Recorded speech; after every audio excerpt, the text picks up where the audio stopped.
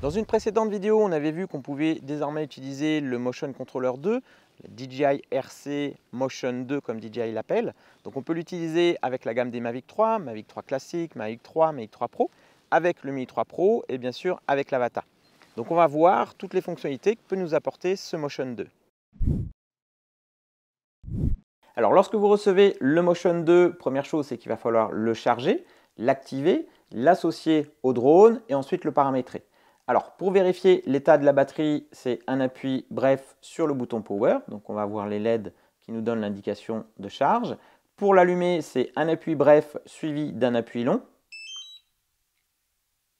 Et lorsqu'on souhaite l'éteindre, c'est un appui bref suivi d'un appui long.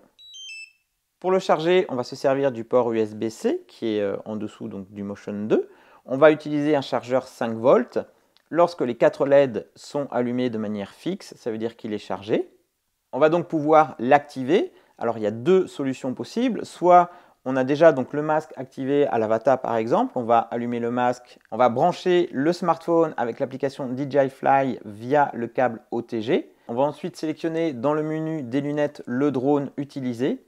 On va allumer donc le Motion Controller et ensuite on va suivre les étapes indiquées donc dans l'application DJI Fly. Maintenant, il y a une autre solution qui consiste à utiliser le logiciel DJI Assistant 2 version consumer. Donc ça, on peut le télécharger sur le site officiel de DJI. Et sur un ordinateur, donc on va allumer le Motion Controller, on va le brancher en USB-C sur l'ordinateur avec le logiciel donc DJI Assistant 2 de lancer. Il va le détecter et donc ensuite on va accéder aux dernières mises à jour. Donc pour ça, il faut utiliser l'application donc DJI Fly. Si vous l'utilisez donc via le smartphone, c'est 1.10 minimum. Et bien sûr, avoir tous les drones, le masque et bien sûr le motion controller avec les dernières versions de firmware pour être sûr que tout fonctionne bien. Une fois qu'on a fait les mises à jour, on va l'associer au drone. Donc on va prendre l'Avata, on parlera du Mini 3 Pro et de la gamme des Mavic un petit peu plus tard. Donc pour l'Avata, on sélectionne dans le masque l'Avata. On va associer donc le drone avec le masque.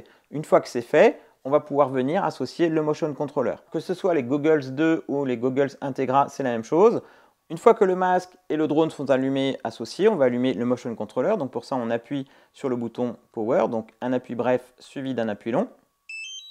Et pour l'associer, on va maintenir appuyé donc sur le bouton d'alimentation de manière prolongée jusqu'à ce qu'il bip. Donc là, il bip. Et on va faire pareil sur l'Avata. Je maintiens appuyé sur le bouton d'alimentation.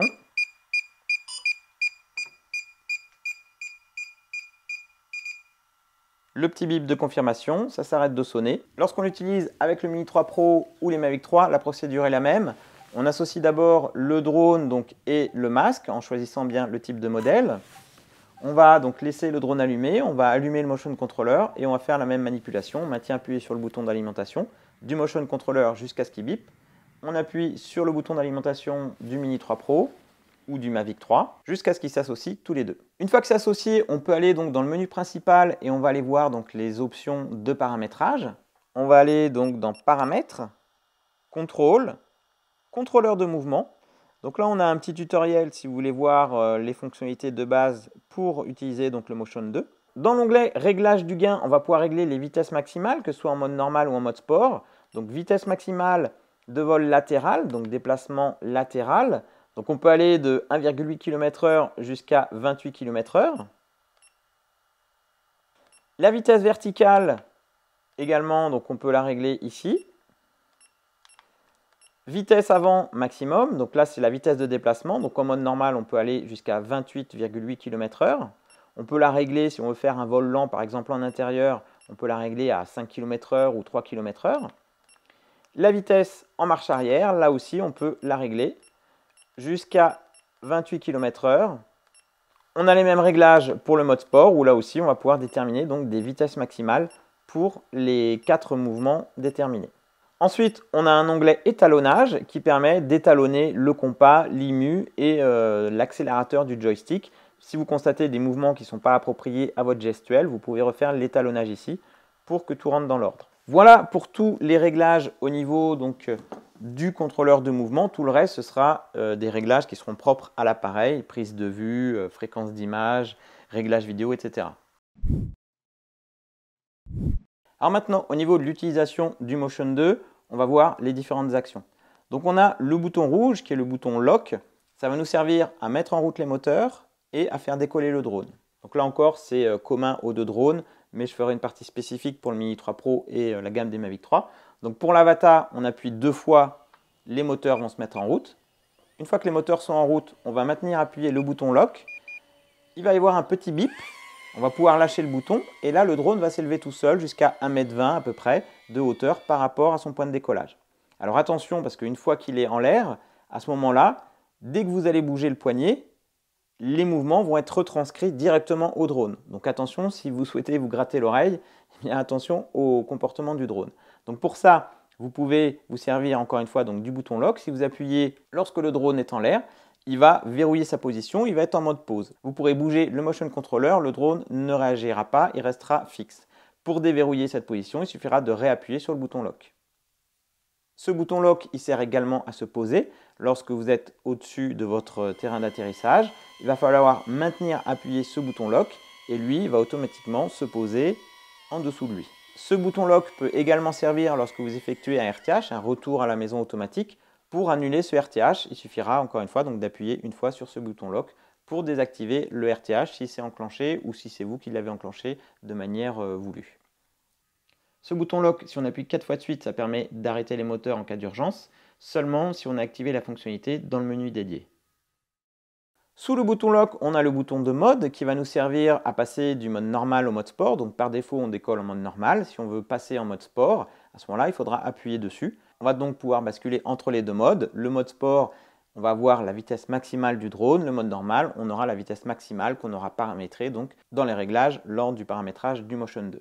Pour effectuer un RTH, retour automatique à la maison, il suffit de maintenir appuyé ce bouton de mode jusqu'à ce que le RTH se déclenche. Donc encore une fois, si vous souhaitez annuler ce RTH avant que le drone se pose tout seul, vous appuyez sur le bouton lock, le bouton orange. Ensuite, on va avoir le petit joystick qui diffère justement par rapport à la version 1 du Motion Controller.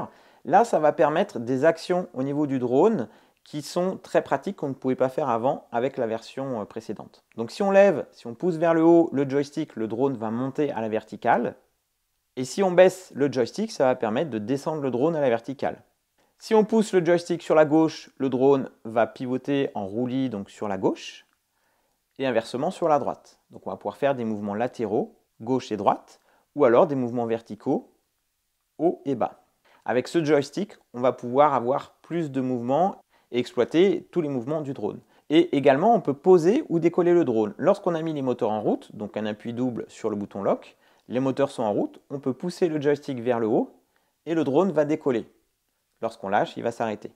On peut également le poser lorsqu'il est au-dessus du sol de votre piste d'atterrissage. Il suffit de baisser le joystick. Lorsque le drone est posé, il faut maintenir le joystick vers le bas jusqu'à ce que les moteurs s'arrêtent. On peut bien sûr combiner le joystick et les actions au niveau du poignet pour piloter le drone et faire des mouvements un petit peu plus complexes. Le bouton de déclenchement va permettre de déclencher l'enregistrement. Alors sur l'Avata par défaut, il enregistre à partir du moment où il décolle. On peut arrêter ou relancer l'enregistrement en l'air. Avec le Mini 3 Pro, on peut également choisir de déclencher la prise de vue. On peut aussi basculer du mode photo au mode vidéo et réciproquement. Pour ça, il va falloir maintenir appuyé pour basculer d'un mode à l'autre. Une fois qu'on est dans le mode souhaité, il suffit d'un appui bref pour lancer soit la prise de photo ou soit l'enregistrement vidéo. Ensuite, on va voir cette petite molette FN qui va nous permettre différentes fonctions. Soit d'accéder au menu vidéo lorsque le drone est en vol ou au sol. Il suffit d'appuyer sur la molette. On va voir le menu qui apparaît et on va pouvoir naviguer en faisant donc défiler la molette vers le haut, vers le bas pour choisir donc les éléments à changer. Pour valider, on fait un appui bref. Et lorsqu'on souhaite sortir du menu, faire un retour arrière, on maintient appuyé sur la molette FN pour revenir à l'étape précédente ou sortir du menu. Cette molette FN, elle peut servir également lorsque le drone est au sol ou alors lorsqu'il effectue par exemple un RTH. On maintient appuyé sur la molette et on va la faire bouger. Ça va incliner la caméra. Ensuite, on va voir la gâchette qui va nous permettre donc d'accélérer. Lorsqu'on appuie dessus au maximum, on a la vitesse maximale, donc on peut moduler en fonction de la vitesse qu'on souhaite adopter. Donc lorsqu'on accélère, le drone avance. On va viser avec le masque. Le rond, ça va être la trajectoire qu'on souhaite viser. Et donc la croix, c'est la trajectoire du drone. Donc il suffit d'accélérer et ensuite on va incliner le poignet, donc soit vers le bas ou soit vers le haut. C'est ce qui va déterminer donc la trajectoire du drone, ou alors en mouvement latéral, en pivotant le poignet gauche ou droite. Si on souhaite faire une marche arrière, il va falloir pousser la gâchette et le drone va reculer. Le débattement est très court, mais c'est très efficace. Ça permet de faire une marche arrière, et là encore, c'est une nouveauté par rapport à la première génération du motion controller. On peut combiner la marche arrière avec le joystick pour monter par exemple, ou alors bien sûr sur des inclinaisons de poignet. Ensuite, au niveau des mouvements du poignet, si je monte le poignet, le drone va monter en hauteur. Si j'accélère en même temps, donc il va avancer. Si je monte le poignet sans accélérer, le drone ne va pas bouger. Donc si vous souhaitez mettre le drone en mouvement, il va falloir accélérer. Et ensuite incliner donc droite ou gauche pour initier un mouvement. Le drone va à la fois combiner mouvement de roulis et de lacet pour faire un beau virage. Maintenant, vous pouvez aussi cumuler donc l'inclinaison du poignet avec le joystick pour faire des mouvements un petit peu plus complexes, que ce soit latéraux ou verticaux. À partir du moment où vous lâchez la gâchette, le drone va s'arrêter, mais si vous bougez le poignet, il va quand même évoluer sur le mouvement de rotation en lacet. Donc si vous souhaitez verrouiller sa position pour ne plus qu'il bouge, à ce moment-là, vous appuyez une fois sur le bouton lock, il va passer en mode pause. Lorsqu'on incline 90 degrés vers le haut ou vers le bas, on a également la possibilité de monter verticalement ou de descendre verticalement. Lorsqu'on voit le sigle avec la flèche, il suffit donc d'accélérer lorsqu'on est sur ce picto-là et le drone donc va descendre ou va monter verticalement. Alors avec l'Avata notamment, lorsqu'il y a du vent, il faut faire un petit peu attention parce que si le drone a une inclinaison donc pour compenser la force du vent, pour ne pas dériver, eh bien, au niveau du viseur dans le masque, ça va être décalé. Même lorsqu'on est donc en mode stationnaire, on va voir donc le rond qui sera décalé par rapport à la croix. Donc parfois, il faut faire attention à la trajectoire que vous souhaitez prendre s'il y a du vent fort. Alors maintenant, pour le Mini 3 Pro, c'est la même chose. Pour le décollage, mise en route des moteurs, c'est pareil. Donc un appui double permet de mettre les moteurs en route. Maintien appuyé sur le bouton lock, le Mini 3 Pro ou le Mavic 3 va décoller. On va pouvoir gérer le joystick exactement pareil, les modes de vol. Alors par défaut, avec le motion controller et le masque et un drone Mavic 3 ou Mini 3 Pro, on aura le mode normal ou le mode sport uniquement.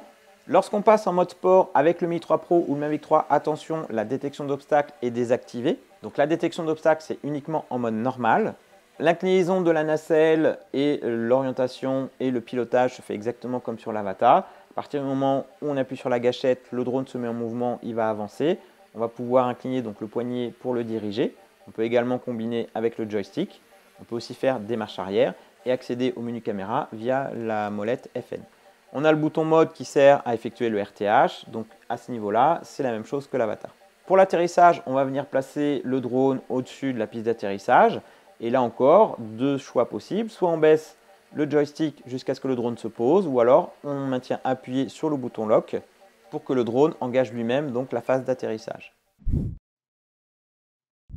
Avec le Motion 2 et l'Avata et le Mini 3 Pro ou la gamme des Mavic, on peut également activer la fonction Head Tracking, que ce soit sur les Integra ou sur les Goggles 2. Donc pour ça, on va dans le menu, on active la fonctionnalité Head Tracking. Donc si on pivote la tête latéralement, le drone va bouger également. Si on incline la tête verticalement, c'est la caméra qui va s'orienter comme les mouvements de votre tête. Donc on peut combiner le pilotage et le Head Tracking, donc les mouvements au niveau de la tête. Alors c'est un peu bizarre comme sensation puisque le drone va aller dans une direction et vous allez pouvoir regarder dans une autre. Donc au niveau de la tête, on oriente la caméra. Au niveau du motion controller, on détermine la trajectoire, donc la direction du drone. Attention avec le Mini 3 Pro ou le Mavic, lorsque vous utilisez la fonction Head Tracking, la détection d'obstacles ne fonctionne pas. Même si vous êtes en mode normal, ça désactive la détection d'obstacles. Donc attention, Head Tracking, pas de détection d'obstacles. Alors bien sûr, à chaque fois que vous basculez avec le motion controller d'un drone à un autre, il faudra refaire l'étape d'association au niveau du motion controller et au niveau des lunettes. Et si vous souhaitez utiliser le drone avec la radiocommande, eh bien là je vous renvoie vers ma vidéo précédente où j'explique comment voler en immersion donc avec le masque et la radiocommande, même si c'est déconseillé par DJI, ce n'est pas une fonctionnalité native. C'est pour ça que lorsque vous utilisez le drone avec le motion controller, il faudra bien penser à ne pas allumer bien sûr la radiocommande et éventuellement donc refaire l'association entre le motion controller et le drone si vous n'avez pas le contrôle du drone. Ce motion controller, il est donc compatible avec le Goggles 2 et les Goggles Integra. et avec les Goggles V2. Avec l'Avata, le Mini 3 Pro, la gamme des Mavic 3, Mavic 3 classique, Mavic 3 standard et Mavic 3 Pro. Alors maintenant, est-ce que je recommande l'utilisation du motion controller et dans quelles circonstances il sert? Pour l'Avata, je trouve que c'est un outil super. C'est vraiment très bien, même si je préfère piloter avec la radiocommande, je préfère le feeling et le pilotage au niveau de la radiocommande. On a des mouvements relativement fluides, notamment pour du vol en intérieur en basse vitesse. Je trouve que c'est très adapté, d'autant plus qu'on peut régler les vitesses maximales. Donc pour moi, avec l'Avata, ça se justifie et le Motion 2, donc le pack Integra, c'est vraiment bien. Après, si vous avez les Goggles 2, l'Avata séparément, bien, ça marche aussi et c'est également très bien. Pour l'utiliser avec les Mini 3 Pro et les Mavic 3, je dirais que là aussi c'est intéressant, mais j'aime moins le résultat en termes de prise de vue. Le motion controller, on va dire que c'est ludique, ça permet d'avoir le vol en immersion et d'avoir un effet FPV, mais on n'est quand même pas sur les capacités d'un Avata en termes de réactivité en vol et fluidité du vol. Donc ce sera un mode hybride FPV. On peut choisir dans le menu le mode nacelle ou le mode FPV, donc soit garder l'horizon toujours stable ou alors avoir l'inclinaison comme en drone FPV. Donc lorsqu'on va faire un virage, on va voir l'horizon qui s'incline. Donc ça, c'est au choix. Je ferai une vidéo justement comparative entre Mini 3 Pro et Avata, lequel choisir, puisque maintenant on a la fonctionnalité justement FPV avec le Mini 3 Pro. Mais par exemple, ça peut servir, et vous êtes quelques-uns à m'avoir contacté à ce sujet, pour les gens qui seraient handicapés ou qui auraient un problème avec une main. Et bien du coup, on peut utiliser un drone stabilisé avec ce motion controller, donc ça va être beaucoup plus facile qu'une radiocommande. Donc à partir du moment où on peut accélérer et appuyer donc, sur les boutons. L'inconvénient, c'est qu'il est quand même prévu pour les droitiers, puisque pour les gauchers, il va falloir jouer un petit peu donc, du pouce et de la molette. C'est un peu moins intuitif, mais ça se fait. On a accès au joystick, on a les boutons. Donc voilà, il y aura juste pour la molette qui est située à gauche, où là, eh bien, du coup, c'est un petit peu plus compliqué pour un gaucher, mais ça se fait bien quand même. Alors ce motion controller, eh bien, il a évolué par rapport à la première génération, et donc ça c'est vraiment bien parce que DJI a écouté un petit peu les différents retours. Donc on a notamment la possibilité de faire marche arrière, de monter à la verticale ou de descendre à la verticale via le joystick, de se déplacer en mouvements donc latéraux. Donc ça c'est vraiment bien, il est complet. Maintenant, il y a des petites choses qu'on ne peut pas faire. Donc on ne peut pas faire un vol inversé, donc que ce soit avec l'Avata ou même avec les drones stabilisés. On ne peut pas avoir le même comportement qu'on aurait avec la radiocommande en mode manuel avec l'Avata. On ne peut pas faire de tonneau, de tumbling, de split ou quoi que ce soit de manière acrobatique puisque le motion controller va être verrouillé sur certains axes au niveau de l'inclinaison. On ne pourra pas aller au-delà. Donc on ne pourra pas faire de freestyle par exemple avec l'Avata et le motion controller. Donc si vous souhaitez vous lancer et évoluer dans le FPV, à ce moment-là, il faudra obligatoirement passer par la radiocommande pour pouvoir faire tout ce qu'on peut faire en mode manuel. Maintenant, ça reste un bon compromis, ce motion controller, encore une fois, donc en intérieur, pour passer dans des obstacles, pour passer dans des endroits assez étroits. Avec l'histoire de la cible, eh bien c'est très précis et donc c'est quand même très fiable. Mais attention, parfois on peut prendre un peu trop la confiance et ça peut arriver jusqu'au crash, malgré ça, avec le motion controller. Donc lorsqu'on est crashé, pour faire sonner ou pour faire pivoter, donc le mode tortue au niveau de l'avatar, eh bien il va falloir aller dans le masque et naviguer dans le menu pour le faire sonner ou alors pour faire le mode tortue. Mais sinon, je recommande à 100% ce Motion 2. Alors bon, il coûte 180 €, c'est une petite somme je dirais par rapport à ce que ça peut apporter. Alors maintenant pour l'Avata, c'est sûr que pour moi je trouve que c'est complémentaire, c'est pas non plus indispensable, mais c'est complémentaire. Pour un Mini 3 Pro, alors attention, je ne suis pas persuadé qu'on puisse l'utiliser sans avoir un masque à côté. Donc il vaudra mieux voir avec DJI à ce moment-là. Mais si vous souhaitez l'utiliser juste pour voler comme ça à vue, je ne suis pas persuadé que ça fonctionne. Je n'ai pas testé sans avoir de masque, sans avoir activé le motion controller avant. Mais voilà, renseignez-vous plutôt auprès de DJI avant. Maintenant, le mieux, bien sûr, c'est d'avoir les deux, la radiocommande et le motion controller. Comme ça, en fonction des situations, on peut choisir lequel utiliser. Si vous avez des questions sur ce Motion 2 avec les différents drones, que ce soit l'Avata, Mini 3 Pro ou le Mavic 3, n'hésitez pas à les poser en commentaire. Et d'ici là, je vous dis à très bientôt pour de prochaines vidéos. Ciao!